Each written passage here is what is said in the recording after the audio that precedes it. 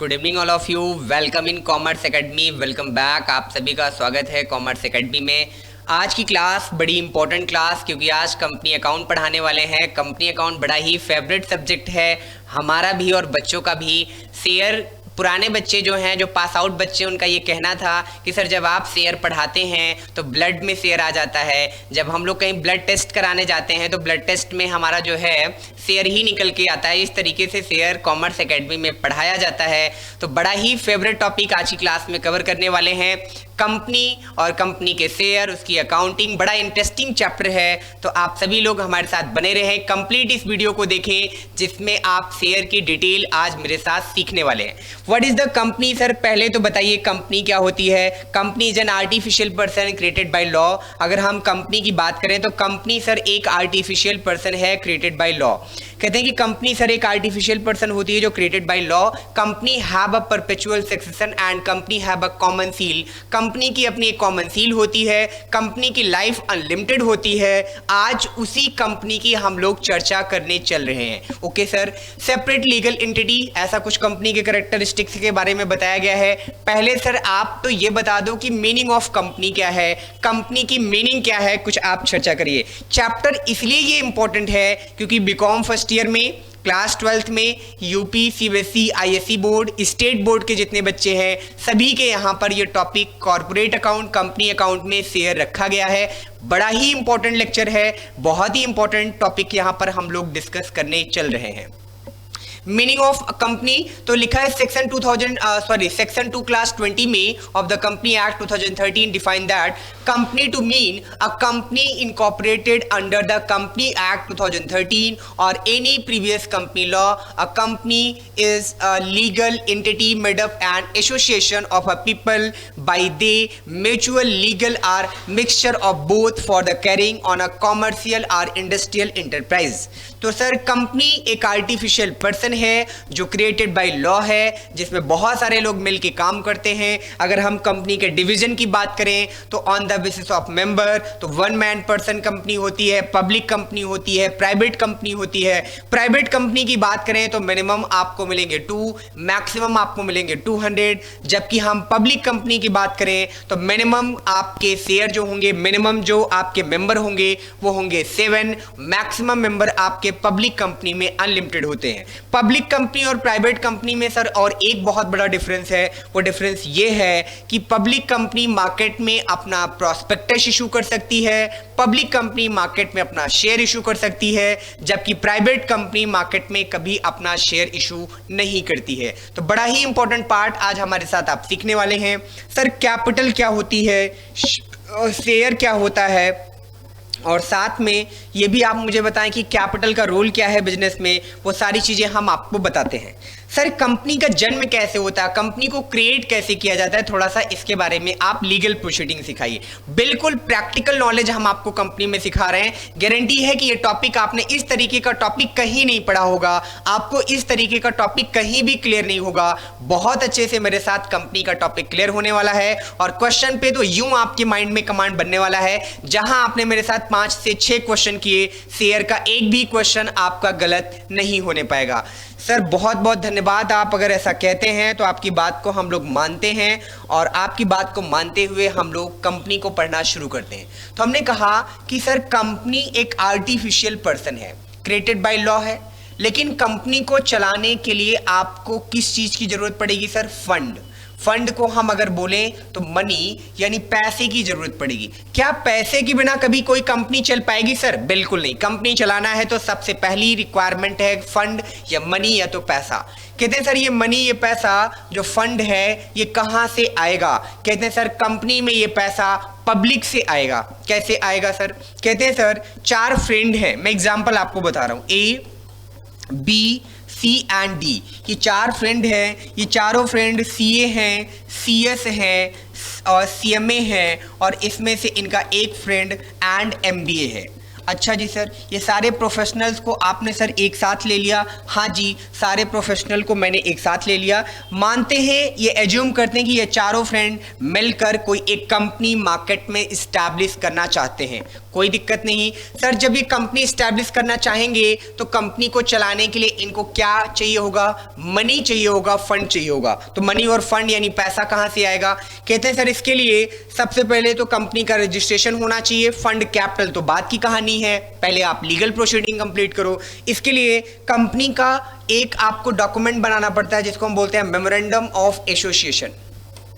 Memorandum of association company का main document होता है जिसमें आपको टोटल 6 क्लास मिलते हैं। इन 6 क्लास में आपको बताया जाता है, कैपिटल क्लास होता है। कैपिटल क्लास के साथ आपको बताना पड़ता है कि कैपिटल क्लास में आपको बताना पड़ता है कि कंपनी की मैक्सिमम या कंपनी की मिनिमम कैपिटल क्या होने वाली है। किसी कंपनी की जो मैक्सिमम कैपिटल होती है डियर, उसी को हम लोग एथोराइज्ड कैपिटल भी कहते हैं। तो एथोराइज्ड कैपिटल के बारे में आपको यहां पर चर्चा करनी पड़ेगी। यानी जो कंपनी का प्रमोटर होता है, सर प्रमोटर कौन होता है? प्रमोटर जो कंपनी को इस्टेब्लिश करने के बारे में सबसे पहली बार सोचता है, उसी को हम प्रमोटर कहते हैं। Promoter means a person who think about the establishment of company. जो कंपनी के एस्टैब्लिशमेंट के बारे में सोचेगा, जिसके माइंड में कंपनी को एस्टैब्लिश करने का विचार आएगा, उसी को सर हम लोग क्या बोलेंगे? उसी को सर हम लोग बोलेंगे प्रमोटर। अच्छा जी सर, प्रमोटर का मतलब कंपनी को एस्टैब्लिश करने वाला बंदा ही प्रमोटर कहलाता है। अगर हम बात करें ABCD की, तो इनके दिमाग में कंपनी को एस्टैब्लिश करने का विचार आया, तो यही लोग कंपनी के लिए क्या कहलाएंगे? प्रमोटर। जब कंपनी का एस्टैब्लिशमेंट ये होगा तो इसके लिए जब ये ROC के पास जाएंगे, रजिस्ट्रार ऑफ कंपनी के पास जाएंगे, तो ROC कहता है कि कंपनी को स्टार्ट करने का सर्टिफिकेट हम आपको सर तभी देंगे जब आप मेमोरेंडम ऑफ एसोसिएशन कंप्लीट करके लाएंगे। मेमोरेंडम ऑफ एसोसिएशन का कैपिटल क्लास कहता है कि यदि आप किसी कंपनी को स्टैब्लिश करना चाहते हैं तो आपको अपनी कंपनी की मैक्सिमम कैपिटल के बारे में डिस्कस करना पड़ेगा कि आपकी कंपनी की मैक्सिमम कैपिटल क्या होगी, जिसे हम एथोराइज्ड कैपिटल भी कहते हैं। मैक्सिमम कैपिटल के बारे में कौन डिसाइड करेगा सर? प्रमोटर डिसाइड करेगा कि हम अपनी कंपनी की मैक्सिमम कैपिटल क्या रखने वाले हैं। और ये मैक्सिमम कैपिटल होता क्या है sir? Capital means amount which is invested bye owner. कहते हैं किसी भी बिजनेस के ओनर के द्वारा जो पैसा बिजनेस में इन्वेस्ट किया जाता है, उसी पैसे को सर हम लोग क्या बोलते हैं? Capital. Capital means amount which is invested bye owner in the business.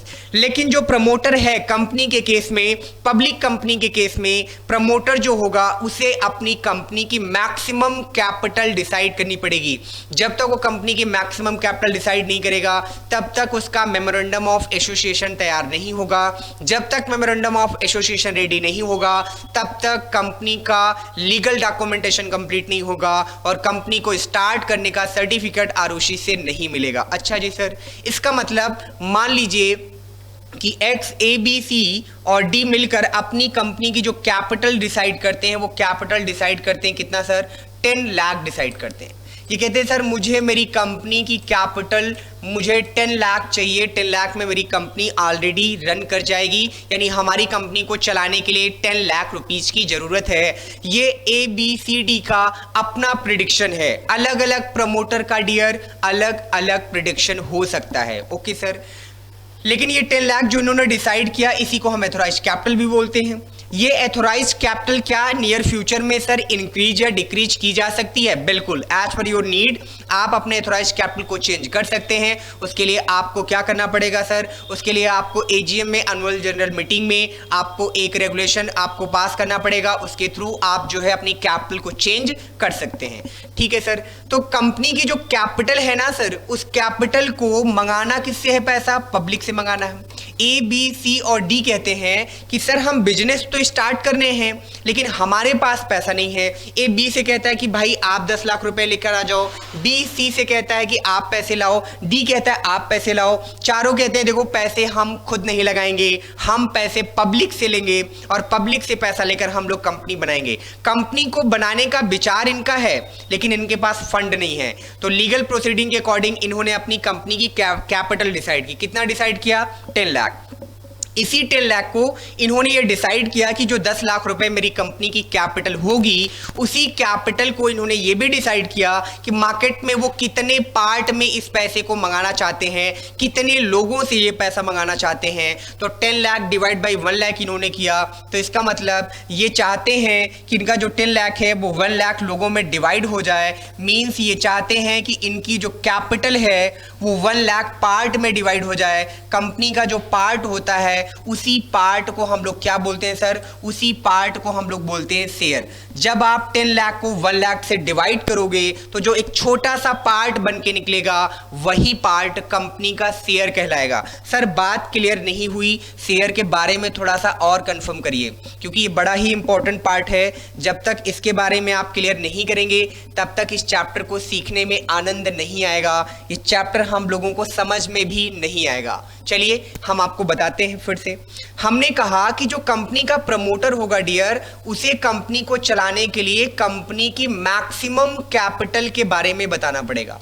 आरोशी registrar of company ये कहता है कि सर अगर आप किसी कंपनी के प्रमोटर हैं, आप मार्केट में कोई कंपनी स्टैब्लिश करने जा रहे हैं, तो सर आपकी ये रिस्पॉन्सिबिलिटी है कि आपको मेमोरेंडम ऑफ एसोसिएशन नाम का एक डॉक्यूमेंट बनाना पड़ेगा। जब तक आप MOA यानी मेमोरेंडम ऑफ एसोसिएशन, साथ में आपको आर्टिकल ऑफ एसोसिएशन भी बनाना पड़ेगा, जब तक आप डॉक्यूमेंटेशन का काम कंप्लीट नहीं करेंगे, ROC कहता है, तब तक हम आपको कंपनी को स्टार्ट करने का सर्टिफिकेट नहीं देंगे। इसका मतलब कंपनी के प्रमोटर को अपने कंपनी की मैक्सिमम कैपिटल, जिसे हम एथोराइज्ड कैपिटल भी कहते हैं, वो डिसाइड करना पड़ेगा। तो मान लीजिए एग्जांपल के तौर पर हमने आपसे बताया कि ABCD लिमिटेड ने अपने कंपनी की मैक्सिमम कैपिटल डिसाइड कर दी, कितना? 10 लाख। उन्होंने कहा कि 10 लाख मुझे अपनी कंपनी को चलाने के लिए चाहिए। अब ABCD जो प्रमोटर है उनमें से कोई भी पैसा अभी इन्वेस्ट नहीं करना चाहता, वो पैसा किससे मंगाना चाहते हैं? मार्केट से। तो उन्होंने ये डिसाइड किया कि ये 10 लाख रुपीस हम मार्केट में 1 लाख लोगों से मंगाने वाले हैं।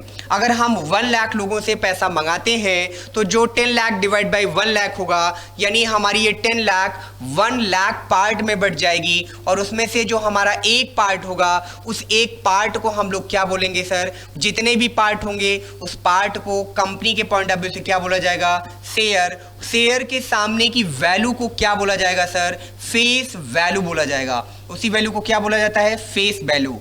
सर शेयर की डिफिनेशन क्या हुई? Share is the part of capital. Company की कैपिटल का जो पार्ट होता है उसी को हम शेयर कहते हैं। शेयर कौन बेचेगा? कंपनी बेचेगी। किसको बेचेगी? पब्लिक को बेचेगी। सर यहाँ हमारे माइंड में थोड़ा डाउट आ रहा है कि शेयर कौन बेचेगा और क्यों बेचेगा। तो मैंने कहा कि शेयर को बेचने का काम कौन करने वाला है? सर शेयर को बेचने का काम कंपनी करने वाली है। कंपनी शेयर क्यों बेचना चाहती है सर? क्योंकि कंपनी का जितना शेयर बिकेगा कंपनी के पास उतना ही क्या आ जाएगा? फंड आएगा। जब तक कंपनी के पास फंड नहीं होगा तब तक कंपनी ऑपरेट नहीं हो पाएगी। जब तक कंपनी के पास फंड नहीं होगा तब तक कंपनी ऑपरेट नहीं हो पाएगी। तो कंपनी को चलाने के लिए फंड की जरूरत है। तो कंपनी के प्रमोटर क्या करते हैं? किसी भी कंपनी को एस्टैब्लिश करने के लिए कंपनी की मैक्सिमम कैपिटल डिसाइड कर लेते हैं। साथ में वो डिसाइड करते हैं कि वो पैसा हमें पब्लिक में कितने लोगों से मंगाना है। नंबर ऑफ शेयर होल्डर से डिवाइड करके एक शेयर के सामने की वैल्यू निकाल लेते हैं, और वही वैल्यू यहाँ पर कौन सी वैल्यू कहलाती है? Face value. जैसे आप 10 लाख डिवाइड बाई 1 लाख करेंगे तो जो ₹10 निकल कर आएगा वही आपके कंपनी के लिए कौन सी वैल्यू कहलाएगी? फेस वैल्यू कहलाएगी। फेस वैल्यू का मतलब एक शेयर के सामने की वैल्यू जो होती है उसे हम फेस वैल्यू कहते हैं। सर शेयर कौन बेचेगा? कंपनी बेचेगी। क्यों बेचेगी? क्योंकि कंपनी के जितने भी शेयर बिकेंगे उतना ही कंपनी के पास क्या आएगा? फंड आएगा। सर कंपनी ये शेयर किसको सेल करेगी? तो कंपनी ये शेयर सेल करेगी पब्लिक को। सर अब क्वेश्चन ये है कि पब्लिक कंपनी का शेयर क्यों खरीदेगी? पब्लिक को क्या फायदा है कंपनी का शेयर खरीदने का? क्योंकि पब्लिक कंपनी के अंदर क्या करना चाहती है? इन्वेस्टमेंट करना चाहती है। जब तक दोनों पार्टी को फायदा नहीं होगा तब तक कॉमर्स के लैंग्वेज में दोनों पार्टी एक प्लेटफॉर्म पे आके काम नहीं करेंगी। तो पब्लिक क्यों इन कंपनी का शेयर खरीदेगी? क्योंकि पब्लिक कंपनी के अंदर सर इन्वेस्टमेंट करना चाहती है, और उसको इन्वेस्टमेंट करने के बदले में कंपनी से क्या मिलेगा, रिटर्न मिलेगा। तो पब्लिक इन्वेस्टमेंट करना चाहती है किसके अंदर, कंपनी के अंदर, और कंपनी क्या चाहती है, अपना शेयर बेचना चाहती है। कंपनी अपना शेयर किसको बेचना चाहती है, तो कहते हैं सर कंपनी अपना शेयर किसको सेल करेगी, शेयर को सेल करेगी, पब्लिक को सेल करेगी। क्यों सेल करेगी, कहते हैं सर कंपनी इसलिए अपना शेयर पब्लिक को सेल करेगी ताकि कंपनी के पास क्या आ जाए, फंड आ जाए। तो जब कंपनी अपना शेयर पब्लिक को सेल करेगी तो उसी की अकाउंटिंग हम लोग इस चैप्टर में सीखने वाले हैं कि इशू ऑफ शेयर, कंपनी अपना शेयर कैसे इशू करती है, कंपनी अपना शेयर किस किस फॉर्म में इशू करेगी, जब कंपनी अपना शेयर इशू करेगी तो उसकी अकाउंटिंग कैसे होगी, उसकी जनरल एंट्री कैसे होगी, उसके लेजर्स कैसे बनेंगे, वो सारी बातें आप मेरे साथ इस चैप्टर में, इस क्लास में सीखने वाले हैं। सर थोड़ा सा रिवाइज करा दीजिए फिर से कि एक कंपनी को एस्टैब्लिश करने के लिए किन किन चीज़ों की ज़रूरत पड़ती है। तो M5 थ्योरी भी कहती है कि मैन, मनी, मटेरियल, मशीन आपके पास और मेथड होना चाहिए। जब तक M5 थ्योरी के अकॉर्डिंग पांचों फैक्टर आप कंप्लीट नहीं करोगे, मार्केट में आप किसी कंपनी का एस्टैब्लिशमेंट नहीं कर पाओगे। कंपनी का प्रमोटर, कहते हैं सर प्रमोटर कौन होता है, promoter means the person who think about the establishment of company, जो किसी कंपनी को एस्टैब्लिश करने के बारे में सबसे पहली बार सोचता है, उसी को हम सर प्रमोटर कहते हैं। प्रमोटर को according to legal proceeding company का मेमोरेंडम ऑफ एसोसिएशन और आर्टिकल ऑफ एसोसिएशन नाम के डॉक्यूमेंट्स बनाने पड़ेंगे। जब कंपनी का प्रमोटर कंपनी का मेमोरेंडम ऑफ एसोसिएशन बना रहा होगा तो उसमें total 6 clause as per company act 2013 दिए गए हैं, जिसमें से एक क्लाज आपका है कैपिटल क्लाज।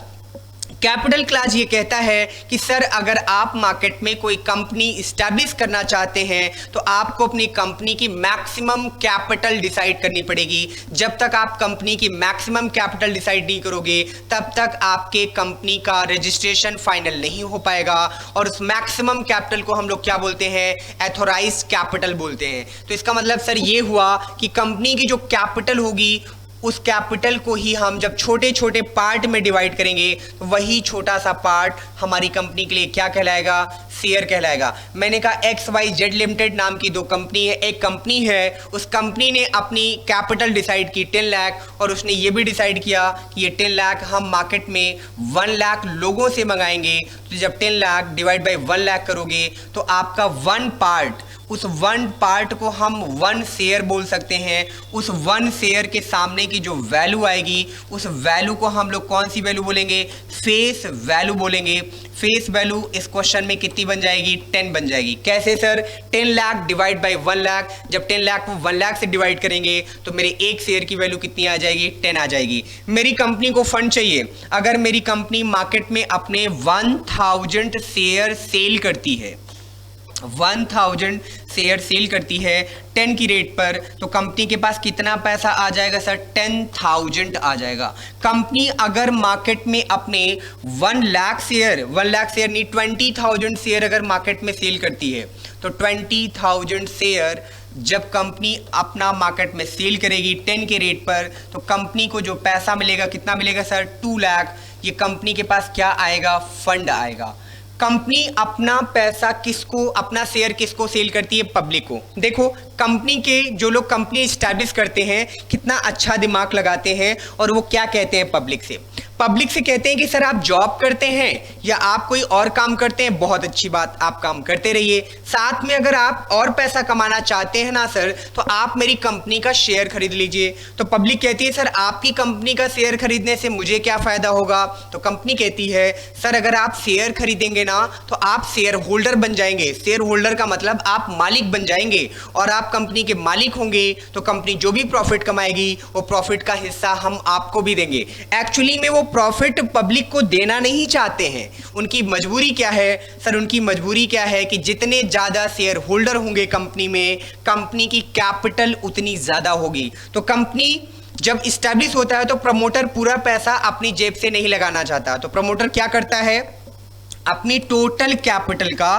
प्रमोटर अपनी टोटल कैपिटल का 51% पार्ट अपने पास वो रिटेन कर लेता है। क्यों सर, क्योंकि जिसके पास 51% शेयर होगा वही कंपनी का अल्टीमेट ओनर होगा, उसी के सारे डिसीजन कंपनी में माने जाएंगे। तो जिसके पास 51% शेयर होगा वही कंपनी का ओनर होगा।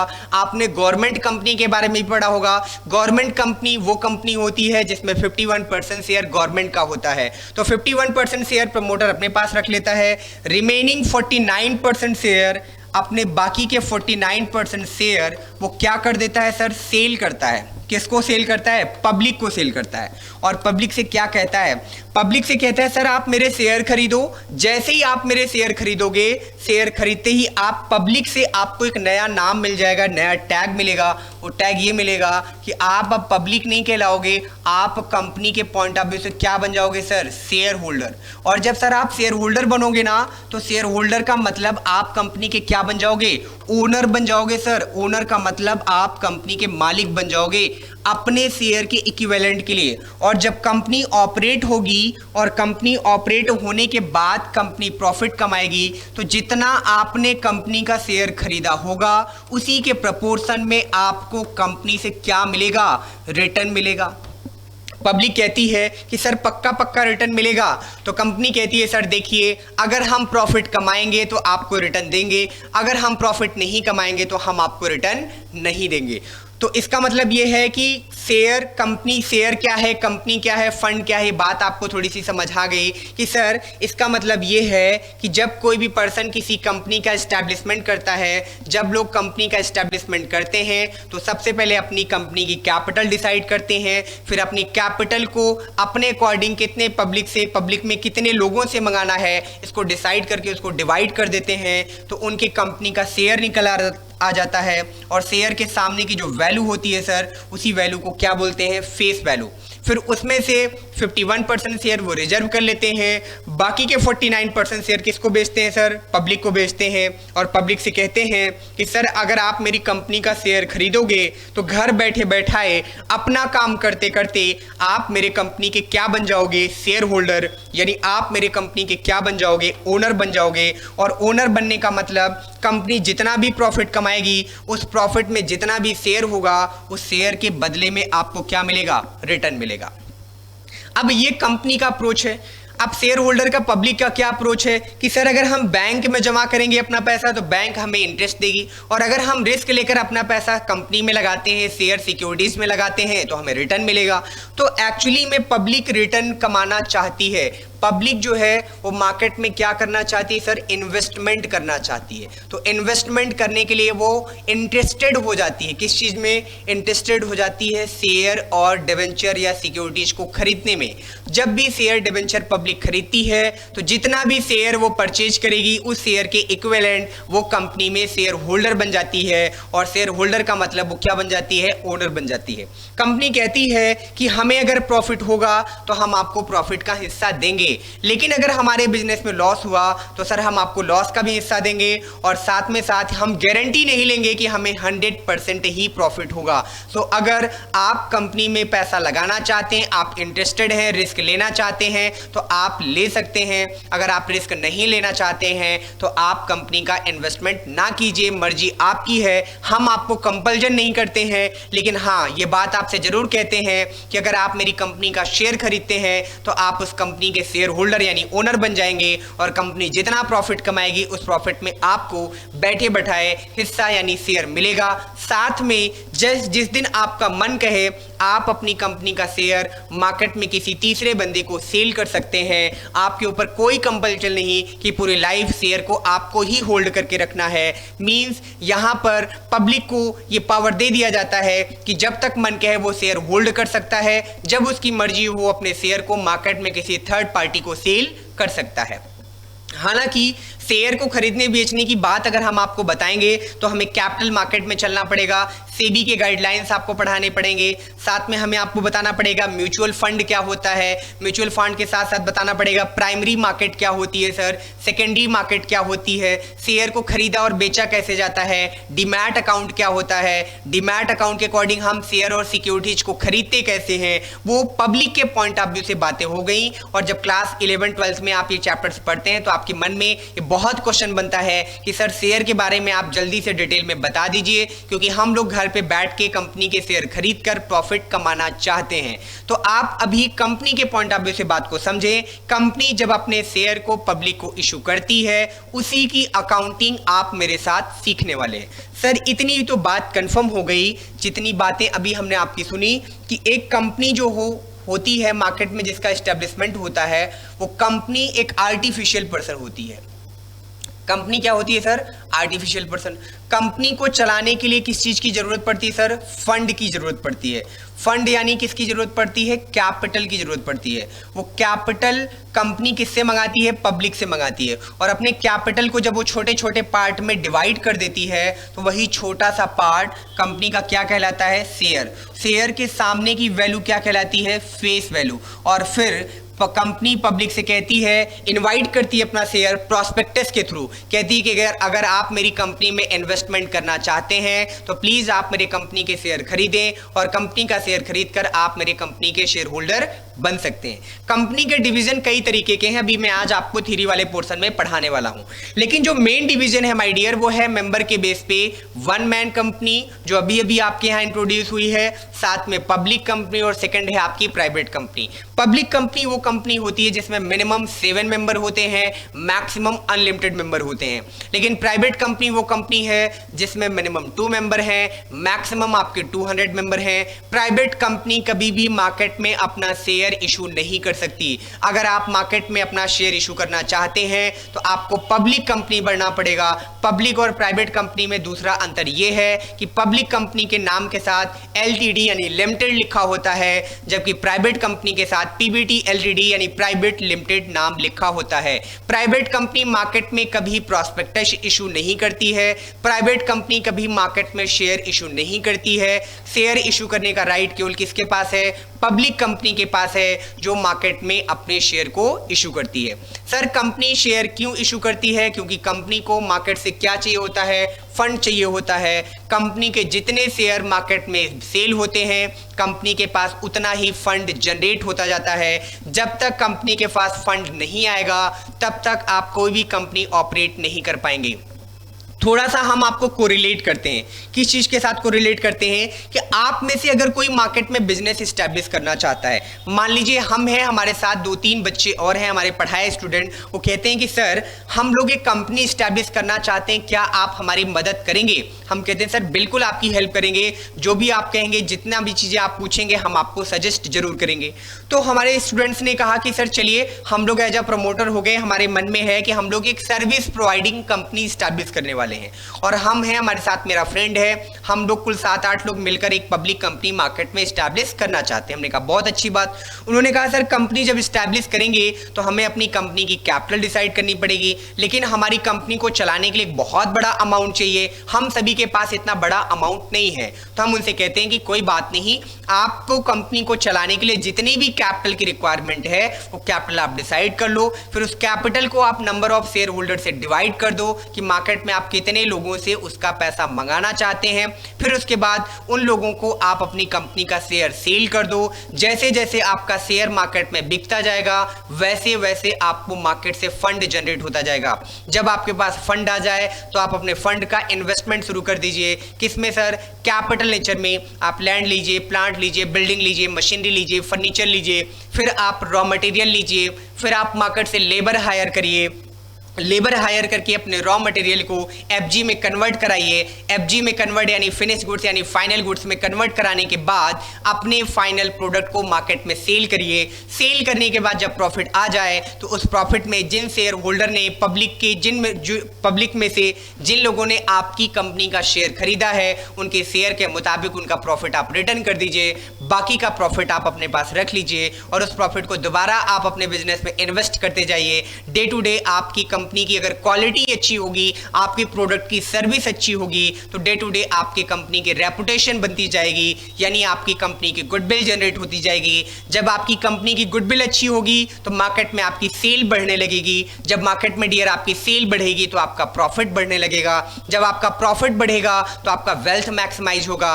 वेल्थ मैक्सिमाइज होगा तो आपके कंपनी के शेयर की मार्केट वैल्यू बढ़ने लगेगी। जब आपके कंपनी के शेयर की मार्केट वैल्यू बढ़ेगी तो आपके मैक्सिमम शेयर कंपनी के सेल होने लगेंगे, जब आपके कंपनी के शेयर मैक्सिमम सेल होंगे तो आपकी कैपिटल आपके पास बहुत सारी हो जाएगी। जब आपके पास कैपिटल यानी फंड ज़्यादा होगा तो आपका इन्वेस्टमेंट बढ़ता जाएगा, इंफ्रास्ट्रक्चर बढ़ता जाएगा, प्रोडक्शन बढ़ता जाएगा और डे टू डे आप एक अच्छी कंपनी के रूप में मार्केट में इस्टेब्लिश हो जाएंगे।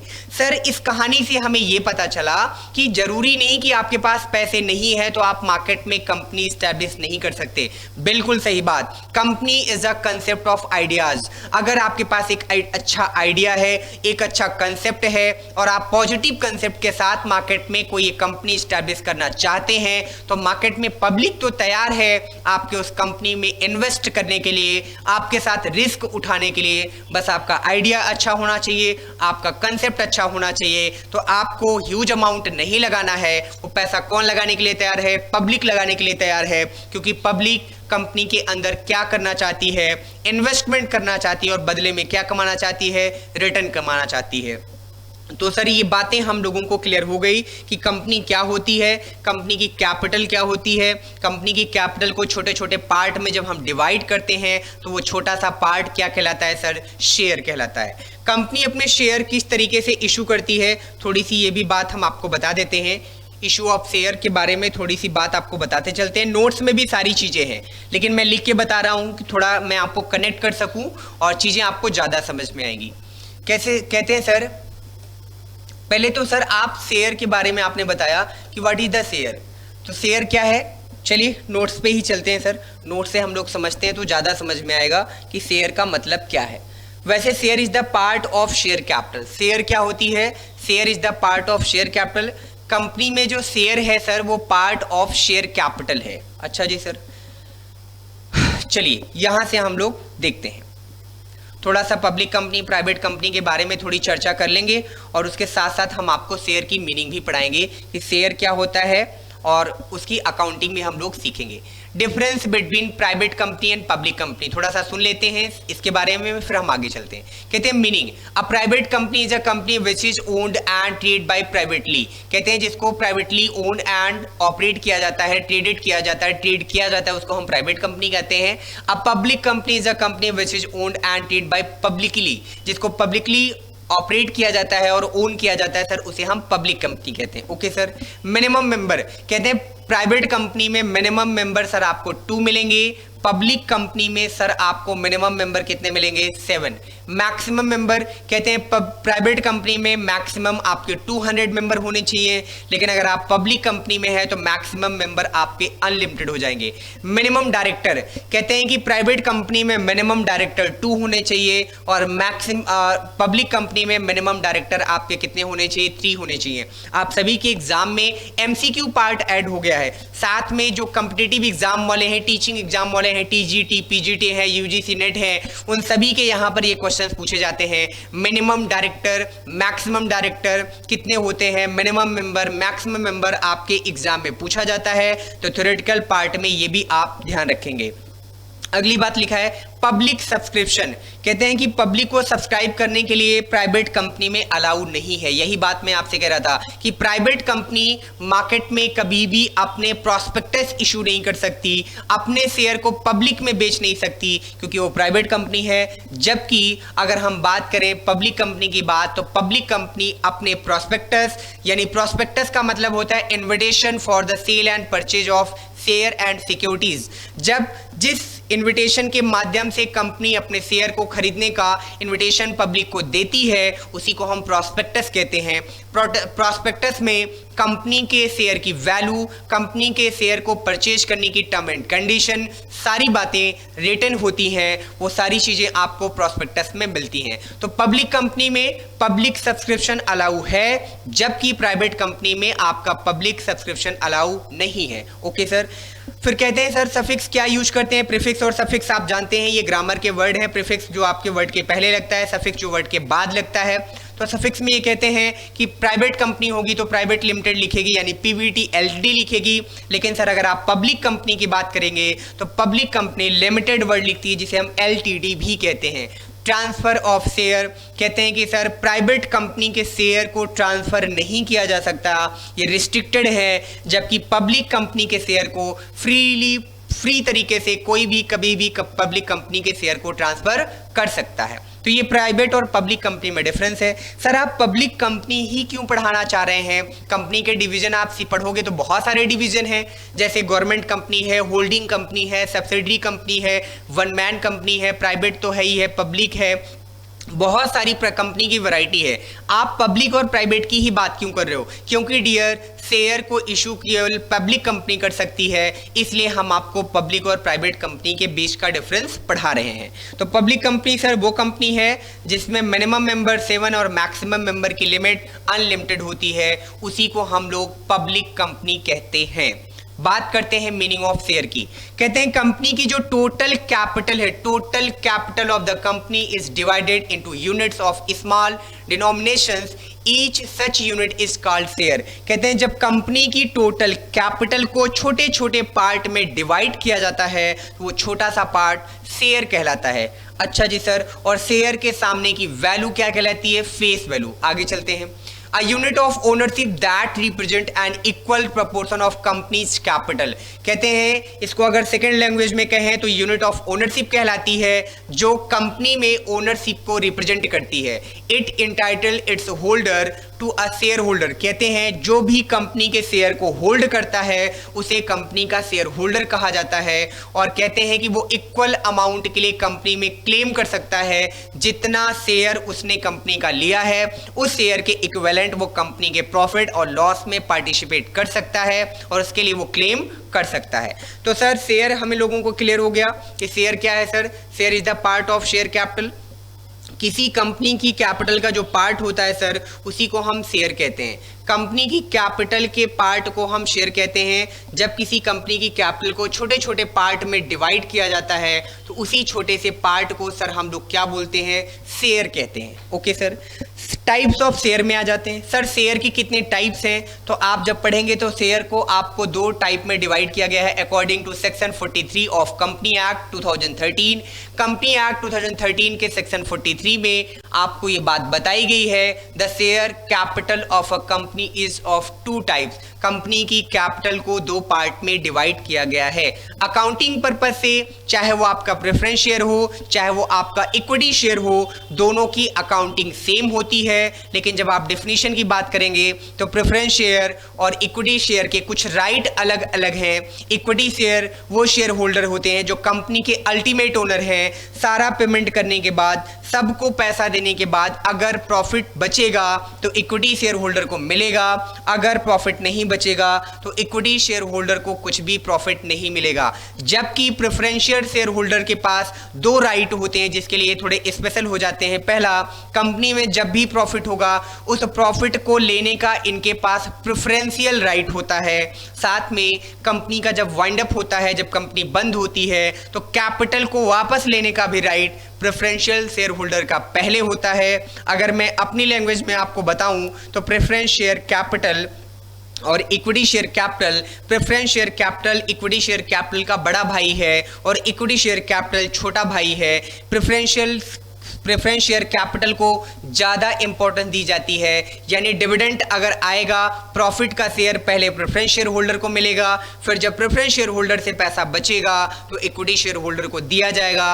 अगर पैसा नहीं बचेगा तो इक्विटी शेयर होल्डर को नहीं दिया जाएगा। जो लोग मार्केट में प्रेफरेंस शेयर के कैपिटल परचेज करते हैं उन्हें प्रेफरेंस शेयर होल्डर कहा जाता है। जो कंपनी में इक्विटी शेयर कैपिटल होल्ड करते हैं उन्हें इक्विटी शेयर होल्डर कहा जाता है। शेयर होल्डर के भी दो पार्ट हो गए सर, एक हुआ प्रेफरेंस शेयर होल्डर, दूसरा सर आपका कैसा हुआ? Equity share holder.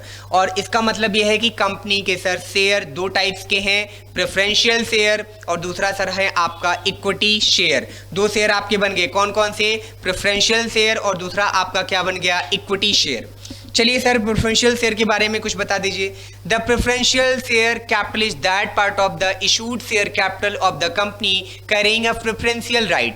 कहते हैं प्रेफरेंस शेयर होल्डर वो शेयर होल्डर होते हैं, प्रेफरेंस शेयर कैपिटल वो कैपिटल होती है जिसको होल्ड करने वाला शेयर होल्डर दो स्पेशल राइट अपने पास रखता है। पहला राइट क्या है सर? पहला राइट है payment of dividend. Payment of dividend a fix amount calculated at a fix rate. कहते हैं जो प्रेफरेंस शेयर होल्डर होते हैं इनका डिविडेंड का रेट फिक्स होता है और इनका अमाउंट भी फिक्स निकाला जाता है, जबकि इक्विटी शेयर होल्डर का डिविडेंड यानी प्रॉफिट का पार्ट कभी भी फिक्स नहीं होता है। प्रेफरेंस शेयर होल्डर को डिविडेंड मिलेगा जबकि इक्विटी शेयर होल्डर को डिविडेंड मिलेगा या नहीं मिलेगा ये पहले से श्योर नहीं होता है। Okay sir. Repayment in case of winding up of a company, ये बात अभी मैं आपको बता रहा था। कहते हैं सर अगर कंपनी बंद होती है तो repayment of amount of paid up share capital के केस में प्रेफरेंस शेयर होल्डर के पास प्रेफरेंशियल राइट होता है कंपनी के बंद होने के टाइम कि सबसे पहले पैसा प्रेफरेंस शेयर होल्डर को दिया जाए, फिर अगर पैसा बचता है तो किसको दिया जाएगा, इक्विटी शेयर होल्डर को दिया जाएगा। थ्योरेटिकल पार्ट में बहुत इंपॉर्टेंट बातें हैं ये, क्योंकि आपके एग्जाम में यहां से क्वेश्चन पूछा जा सकता है। एमसीक्यू पार्ट भी आपके यहाँ 20 मार्क्स का ऐड है, तो आप प्रैक्टिकल के साथ साथ उसकी भी तैयारी आप करते चलेंगे। Okay sir. Types of preferential share. Preferential share में आपका पहला है क्यूमुलेटिव प्रेफरेंस शेयर, दूसरा है आपका नॉन क्यूमुलेटिव प्रेफरेंस शेयर, तीसरा आपका है participating preference share holder preference share, फिर फोर्थ आपको मिल जाएगा। पॉइंट नंबर 4 में हम आ जाते हैं, तो इसके बारे में थोड़ा सा आप पढ़ेंगे भी, आपको नोट्स हम अपनी तरफ से प्रोवाइड भी कर देंगे। फिर आपको मिलेगा कन्वर्टेबल प्रेफरेंस शेयर, फिर आपको मिलेगा नॉन कन्वर्टेबल प्रेफरेंस शेयर, फिर आपको मिलेगा रिडीमेबल प्रेफरेंस शेयर, फिर आपको मिलेगा इररिडीमेबल प्रेफरेंस शेयर। हालांकि आज की डेट में कंपनी एक्ट 2013 के अकॉर्डिंग इररिडीमेबल प्रेफरेंस शेयर आज की डेट में मार्केट में नहीं पाए जाते हैं। देखिए यहाँ पे लिखा है an irredeemable preference share is a kind of preference share which have no maturity period to be redeem. Redeem का मतलब होता है इनकी वापसी, जिन से प्रेफरेंस शेयर कैपिटल का वापसी नहीं किया जा सकता, प्रेफरेंस शेयर होल्डर को जिन कैपिटल को वापस नहीं किया जाता या वापस की डेट सर्टेन नहीं होती है, उन्हीं को हम इररिडीमेबल प्रेफरेंस शेयर कैपिटल कहते हैं। डिबेंचर के चैप्टर में भी थोड़ा बहुत आप इनके बारे में सीखेंगे। कहते हैं सर इसके बारे में आपसे कहा गया है means the investor of such share will not gate their capital back unless the company is liquidate. कहते हैं इसका मतलब जब तक कंपनी बंद नहीं होगी तब तक इररिडीमेबल प्रेफरेंस शेयर होल्डर को उनकी कैपिटल वापस नहीं मिलेगी। रिडीमेबल का मतलब जिनका पेमेंट कंपनी की लाइफ में हो जाता है उन्हें हम रिडीमेबल बोलते हैं, जिनका पेमेंट कंपनी की लाइफ में नहीं हो सकता सर उन्हें हम इररिडीमेबल प्रेफरेंस शेयर होल्डर बोलते हैं। आज की डेट में आगे क्या बताया गया है, The Company Act 2013 does not allow any company to issue irredeemable preference share. All preference share issued by company in India must be redeemable and should be redeemed within a period of 20 years from the date of its issue. कहते हैं company act 2013 ये कहता है कि आज की date में market में कोई भी company irredeemable preference share issue नहीं करेगी। जो कंपनी इशू करेगी वो केवल कौन सा शेयर इशू करेगी, रिडीमेबल प्रेफरेंस शेयर, और उसका रिडीम करने का उसकी वापसी करने की टाइम भी आपको क्वेश्चन में बताया गया कि इशू करने के 20 साल के अंदर within 20 year date of issue उनका रिडेम्पशन किया जाएगा एज पर कंपनी एक्ट 2013। इसका मतलब सर ये हुआ कि आज की डेट में आपको इररिडीमेबल प्रेफरेंस शेयर होल्डर या इररिडीमेबल आपको डिबेंचर होल्डर नहीं मिलेगा। रिडीमेबल का मतलब जिनका पेमेंट कंपनी की लाइफ में हो जाता है उनको रिडीमेबल बोलते हैं।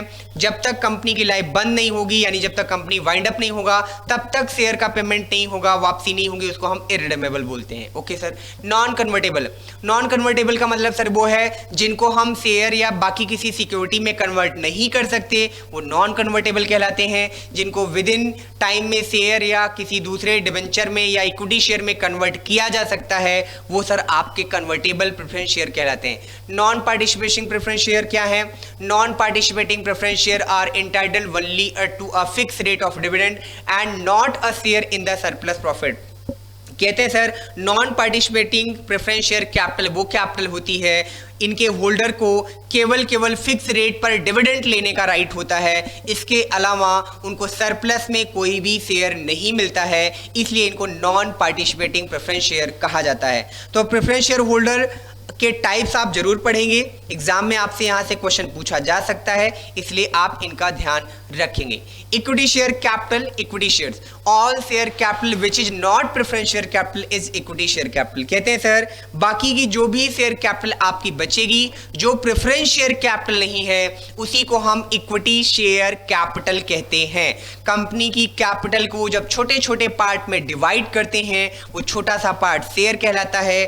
शेयर के दो टाइप्स हैं, प्रेफरेंस शेयर और क्या है सर, इक्विटी शेयर। जो प्रेफरेंस शेयर नहीं है सर वही आपका इक्विटी शेयर है। प्रेफरेंस शेयर और इक्विटी शेयर में सर डिफरेंस ये है कि प्रेफरेंस शेयर होल्डर के पास दो राइट होते हैं जिनकी उन्हें प्रेफरेंस मिलती है। पहला right fix rate of dividend लेने का, दूसरा कंपनी के बंद होने पर कंपनी की कैपिटल को वापस लेने का राइट केवल प्रेफरेंस शेयर होल्डर के पास होता है। इक्विटी शेयर होल्डर के पास डिविडेंड कैपिटल को वापस लेने का राइट पहले नहीं होता है। पहले हम प्रेफरेंस शेयर होल्डर का पेमेंट करेंगे, उसके बाद अगर पैसा बचेगा तो इक्विटी शेयर होल्डर को पेमेंट किया जाएगा। पैसा नहीं बचेगा तो इक्विटी शेयर होल्डर को कोई भी पेमेंट नहीं किया जाएगा। ओके सर, चलिए अगले पॉइंट में हम लोग डिस्कस करते हैं। पॉइंट नंबर नेक्स्ट सर, ये तो बड़ा ही इंपॉर्टेंट है, एग्जाम का बड़ा फेवरेट टॉपिक है, क्या कि इक्विटी और प्रेफरेंस शेयर में डिफरेंस, क्या क्या डिफरेंस है सर। ये आपके एग्जाम में बहुत पूछा जाता है। Difference between equity share capital and preference share capital लिखा है। पहला meaning, equity share is the foundation capital of the company, कहते हैं कैपिटल की फाउंडेशन, कंपनी की फाउंडेशन कैपिटल होती है equity share. Preference share are the share which promise the holder to have some preference over the equity share of the company, जिन्हें हम equity share holder के ऊपर या इक्विटी शेयर के ऊपर कुछ अलग से प्रेफरेंशियल प्रेफरेंसेस देते हैं या प्रेफरेंशियल प्रेफरेंस देने का प्रॉमिस करते हैं, उन्हीं को हम प्रेफरेंस शेयर कहते हैं। रेट ऑफ डिविडेंड, कहते हैं कि जो आपका इक्विटी शेयर होता है उसका रेट ऑफ डिविडेंड फ्लैक्चुएट करता है टाइम टू टाइम, कभी उसको डिविडेंड ज़्यादा मिलेगा, कभी कम मिलेगा, कभी डिविडेंड उसको नहीं मिलेगा। लेकिन जो आपका प्रेफरेंस शेयर होल्डर होगा उसका रेट ऑफ डिविडेंड हमेशा क्या होगा सर, फिक्स होगा। प्रेफरेंस शेयर होल्डर का रेट ऑफ डिविडेंड क्या होगा, फिक्स होगा। Voting right, equity share holder have the voting right in general meeting, जब भी कंपनी की जनरल मीटिंग होगी जिसे हम एजीएम कहते हैं, एनुअल जनरल मीटिंग, कंपनी की जनरल मीटिंग में वोटिंग राइट का राइट इक्विटी शेयर होल्डर का होता है, जबकि प्रेफरेंशियल शेयर होल्डर को वोटिंग राइट्स नहीं मिलता है, यानी वो कंपनी की किसी पॉलिसी के लिए वोट नहीं कर सकते हैं, अपना मत नहीं दे सकते, अपने विचार नहीं रख सकते हैं। आगे types, equity share do not have any type, जबकि प्रेफरेंस शेयर के आपको टाइप्स वेरियस टाइप पढ़ाए गए, जैसे कन्वर्टेबल है, नॉन कन्वर्टेबल है, रिडीमेबल है, इरिडीमेबल है, पार्टिसिपेटिंग है, नॉन पार्टिसिपेटिंग है, ये सारी बातें आपने यहाँ पर पढ़ी। कहते हैं प्रेफरेंस शेयर होल्डर के डिवीजन सर आपको मिलेंगे, इक्विटी शेयर के डिवीजन आपको नहीं मिलेंगे। रीपेमेंट ऑफ कैपिटल, कहते हैं at the time of liquidation equity share holder will be have a residual right over the assets of company after the repayment of preference share of the company।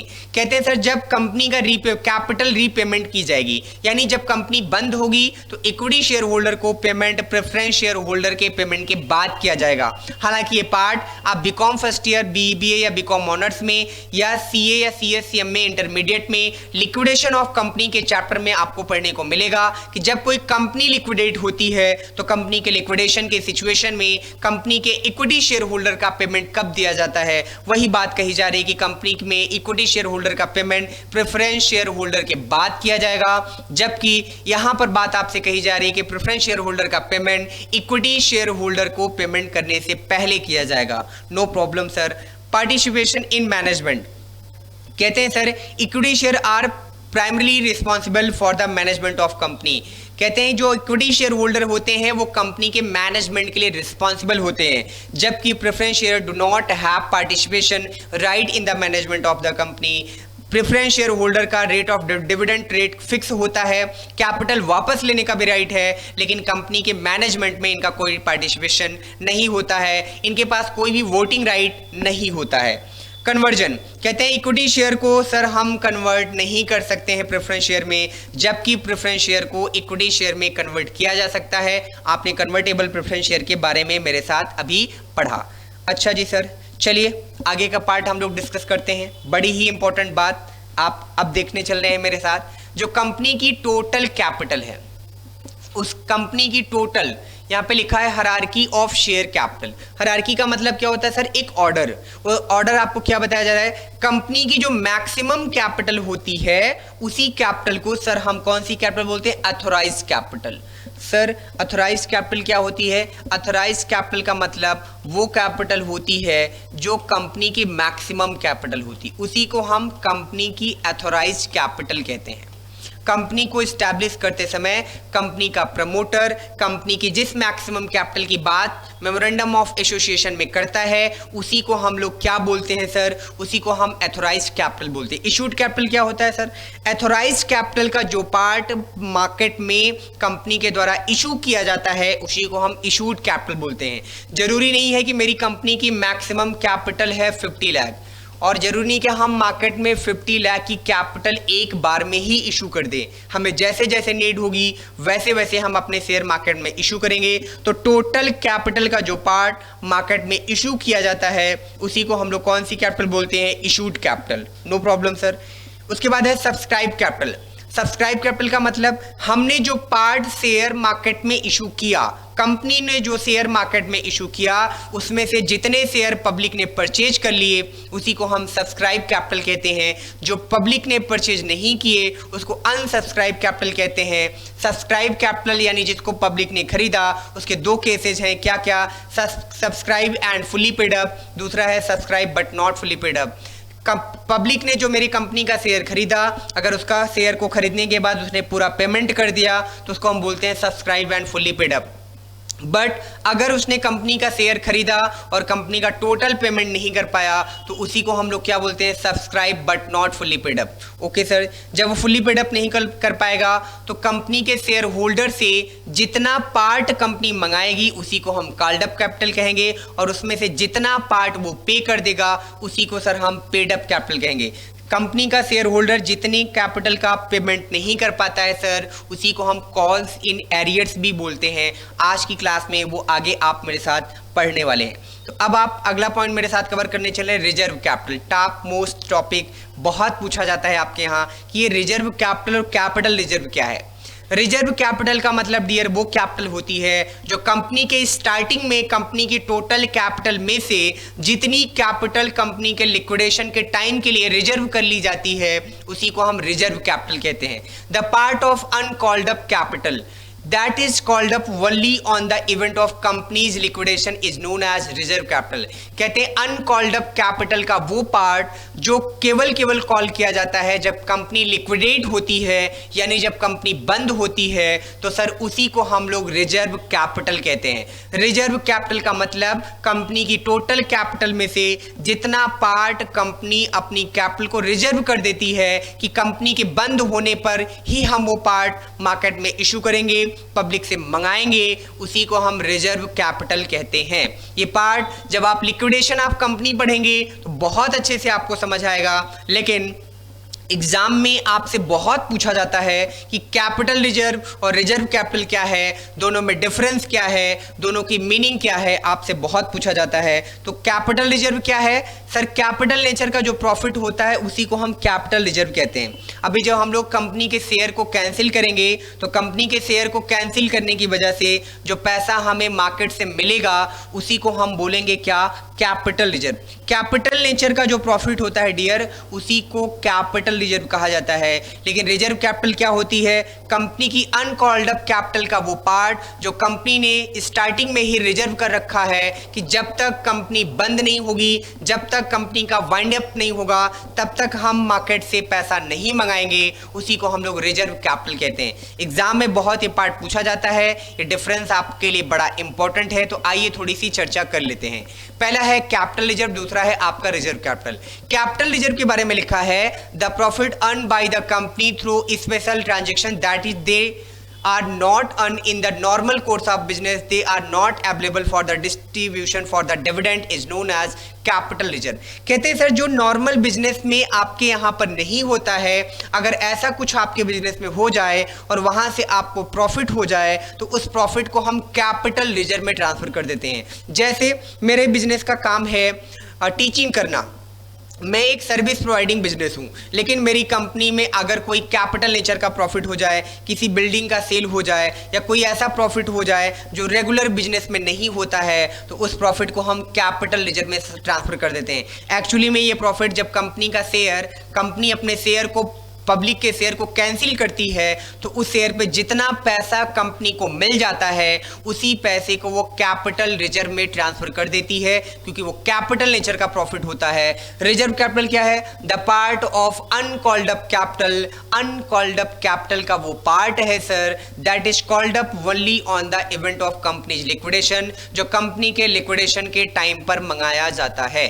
Created out of profit कहते हैं capital nature के profit से capital reserve बनाया जाता है, जबकि reserve capital को authorise capital से बनाया जाता है। Okay sir. Disclosure it's so on the equity and liability side of the balance sheet under the head of reserve and surplus.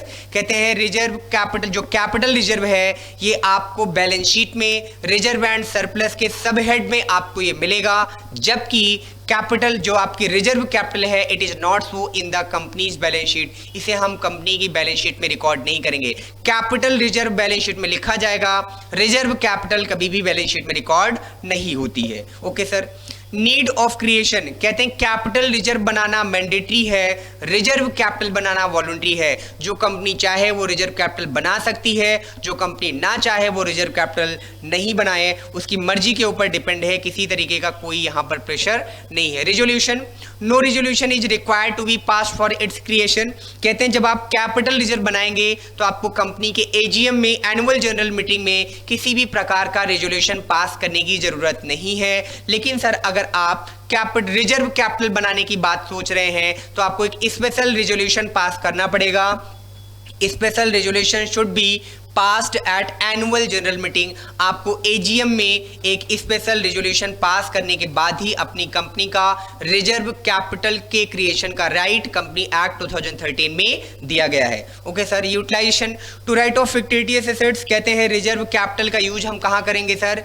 तो कैपिटल रिजर्व का यूज कैपिटल रिजर्व का use हम fictitious assets, capital losses को हम right of करने में कर सकते हैं। साथ में share declaration of share, bonus share को डिक्लेयर करने में भी हम कैपिटल रिजर्व का यूज कर सकते हैं, जबकि रिजर्व कैपिटल का यूज केवल कंपनी के वाइंड अप के टाइम पर होगा। जब तक कंपनी का वाइंड अप नहीं होगा तब तक रिजर्व कैपिटल का कोई भी यूज नहीं हो पाएगा। तो सर ये कहानी रही हमारी कैपिटल रिजर्व की और किसकी रही? रिजर्व कैपिटल की। तो अगली कहानी है आपके step for taken for issuing share to the public. Public को शेयर इशू करते समय कंपनी को कौन कौन से स्टेप्स उठाने पड़ते हैं। बहुत ही अच्छी बात आप मेरे साथ सीखेंगे, क्योंकि ये चीज़ें आपको बहुत कम मिलेंगी। जैसे इन्होंने आपको बताया कि अगर आप किसी कंपनी में शेयर इशू करना चाहते हैं तो सबसे पहले आपको कंपनी में प्रॉस्पेक्टस इशू करना पड़ेगा। प्रॉस्पेक्टस क्या है? जो आपके शेयर सिक्योरिटी की डिटेल बताता है पब्लिक को, उसी को हम प्रॉस्पेक्टस कहते हैं। प्रॉस्पेक्टस पहले इशू किया जाएगा। प्रॉस्पेक्टस इशू करने के बाद पब्लिक से आपको क्या मिलने वाला है? एप्लीकेशन मिलने वाला है। पब्लिक आपके पास एप्लीकेशन भेजेगी, फिर आप उस एप्लीकेशन के बदले क्या करोगे? अलॉटमेंट करोगे। आप अलॉट करोगे शेयर, और अलॉट करने के बाद एज पर योर डिमांड आप पब्लिक से क्या करोगे? कॉल करोगे। तो सर क्या हुआ स्टेप? पहला स्टेप है कंपनी को सबसे पहले क्या इशू करना पड़ेगा? प्रॉस्पेक्टस इशू करना पड़ेगा। पहले हम प्रॉस्पेक्टस इशू करेंगे। किसको करेंगे? पब्लिक को करेंगे। सर प्रॉस्पेक्टस इशू करने का राइट केवल किसके पास है? केवल ये राइट पब्लिक कंपनी के पास है। प्राइवेट कंपनी कभी भी प्रॉस्पेक्टस मार्केट में इशू नहीं कर सकती है। प्रॉस्पेक्टस इशू किसको करेंगे? हम पब्लिक को। पब्लिक हमारे पास हमारे प्रॉस्पेक्टस को पढ़कर अगर इंटरेस्टेड होगी तो हमारी कंपनी के पास क्या भेजेगी? एप्लीकेशन। हम लोग एप्लीकेशन को रिसीव करेंगे और एप्लीकेशन को चेक करने के बाद हम पब्लिक को शेयर अलॉट करेंगे। जैसे ही शेयर अलॉट करेंगे वो पब्लिक हमारी कंपनी का शेयर होल्डर बन जाएगा। शेयर होल्डर बनने के बाद एज पर डिमांड हम पब्लिक से कॉल करेंगे, और कंपनी के अंदर जो कॉल होती है वो टोटल 3 कॉल्स होती हैं। फर्स्ट कॉल, सेकंड कॉल और third call. Company total 3 call अपने शेयर होल्डर से, पब्लिक से मंगाती है। पहली कॉल का नाम क्या है? First call. दूसरा आपका क्या है? Second call. और तीसरा आपका क्या है? Third call. कंपनी चाहे तो अपने फेस वैल्यू को एक बार में ही मंगा सकती है। कंपनी चाहे तो अपने फेस वैल्यू को इंस्टॉलमेंट में मंगा सकती है। उसके बाद दोनों ऑप्शन है। तो कल की क्लास में आप मेरे साथ सीखने वाले हैं कि जब वो लमसम मंगाएगी तो क्या एंट्री होगी, जब वो इंस्टॉलमेंट में मंगाएगी तो क्या एंट्री होगी। आज की क्लास में हमने आपको बेसिक बातों पर चर्चा की। हमने आपको जनरल एंट्री नहीं सिखाया, कल के लेक्चर में हम आपको जर्नल एंट्री सिखाने वाले हैं, तो कल का लेक्चर आप लोग जरूर देखें। अगर कल का लेक्चर आप नहीं देखेंगे तो आपको अकाउंटिंग शेयर की बिल्कुल भी समझ में नहीं आने वाली है। अभी तक मैंने आपकी क्लास के प्रैक्टिकल अप्रोच से कोई बात नहीं की है, केवल चैप्टर के बेसिक टर्म आपके माइंड में डेवलप हो जाएं, चैप्टर की बेसिक समझ आपको हो जाए, अभी तक मैंने उन्हीं चीज़ों पर चर्चा की है। उम्मीद करते हैं यहाँ तक आपको हमारी बात समझ में आई होगी। आप चैप्टर की रीडिंग एक बार जरूर लगा लें, साथ में यहाँ तक जो मैंने पढ़ाया इसका रिवीजन कर लें, क्वेश्चंस की थोड़ी बहुत प्रैक्टिस करें। और अगर आपको हमारी क्लासेज अच्छी लग रही हैं तो यूट्यूब चैनल आप जरूर सब्सक्राइब करें, बेल आइकन जरूर दबाएं ताकि आपको वीडियोज की नोटिफिकेशंस मिलती रहें। बाकी बातें हम लोग कल की क्लास में करेंगे। आज की क्लास यहीं तक, बाकी चीजें कल डिस्कस करेंगे। Thank you so much.